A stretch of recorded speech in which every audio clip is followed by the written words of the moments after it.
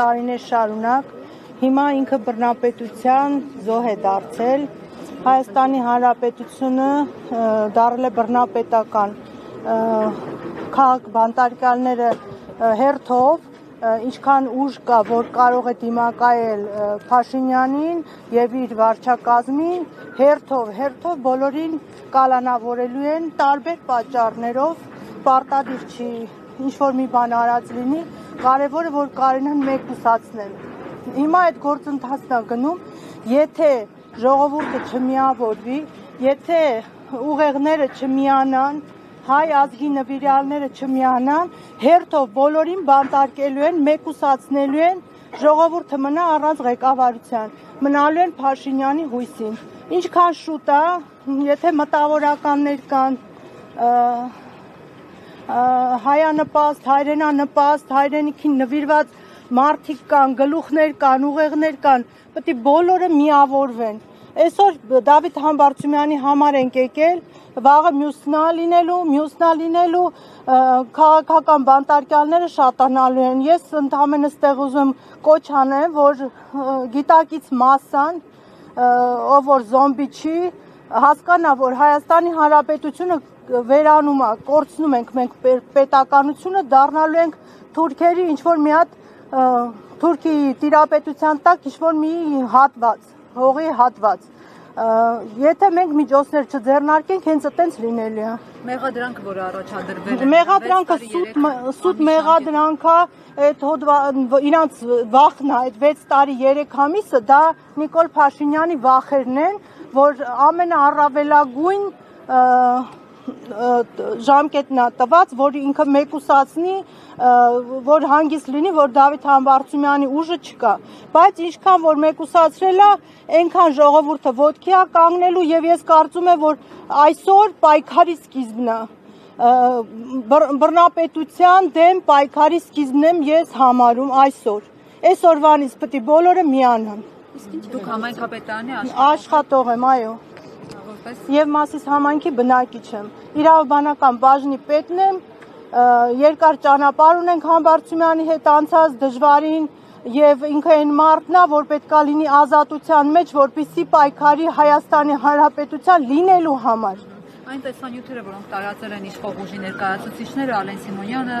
Վահագն Ալեքսանյանը, կարծեմ նույն տեսանյութը տարածել էր, այդ տեսանյութերը ապացուցում են, կարծում եք, Դավիթ Համբարձումյանի մեղավորությունը, որովհետև այդ կոնտեքստում է ներկայացվում։ Բացարձակ այդ տեսանյութում Դավիթ Համբարձումյանը չկա որպես ոչ կատարող, ոչ կազմակերպիչ, ոչ մի ձևի չկա, սա սուտ մեղադրանք է, այսքան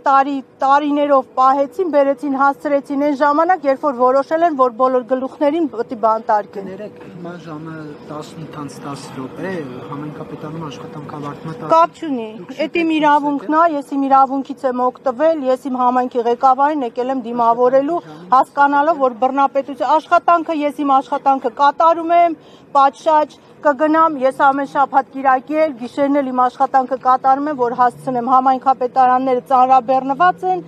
նենց որ այս իմ մի ժամ բացակայությունը ոչ մեկին չի ազդելու։ Հաստատ եկել համայնքապետարանից, թե ամբողջ աշխատակազմը։ Ես իմ տեղն ասեմ, բոլորն էլ եկել են, ամբողջ աշխատակազմն էլ եկել են։ Առանց բացականների կմոտենաք, դուք խոսենք։ Սրանից դուրս գալը իմաստ չուներ, այսինքն գալու էինք ում դիմավորեին։ Ճիշտ է, մենք հասկանում ենք, գիտակցում ենք, որ կարող է սա հենց ինքնաթիռից տանեն իրեն, մենք չտեսնենք, բայց մենք ուզում ենք, որ Նիկոլ Փաշինյանն ու իր աշխատակազմը տեսնի, որ ժողովուրդը կանգնած է քաղբանտարկյալների կողքին, անմեղների կողքին, որ կեղծ մեղադրանքներ են առաջադրվում հայրենասերների նկատմամբ, այդքանը որ ուզում եմ, որ բոլորը հասկանան, նամանավանդ այն մարդիկ, ովքեր 18 թվականին եւ դրանից հետո մյուս ընտրությանն էլ ընտրել են եւ հիմա գիտակցում են, որ իրանք սխալ են արել, որ Նիկոլ Փաշինյանն են ընտրել, առանձնապես իրանք պետք է առաջի տեղը բոլոր դրսի պայքարներին գան ներկա գտնվեն, որ ցույց տան, որ իրանք փոշմանել են, որ սա սխալ է, գնում է հայրենիքը դեպի կործանման եւ լռելը հանցագործություն է։ Այսօր մենք տեսնում ենք, որ հակասահմանադրական գործողություններ են կատարվում ամենուր։ Եկեղեցին, երբ որ սահմանադրությամբ նշված է, որ եկեղեցին անջատ է պետությունից, Հիմա վարչապետը որոշել է, որ պետք է մտնի եկեղեցում կարգ ու կանոն հաստատի։ Ոնց ով է բասրա այս հարցով պատասխանատվության ենթարկելու։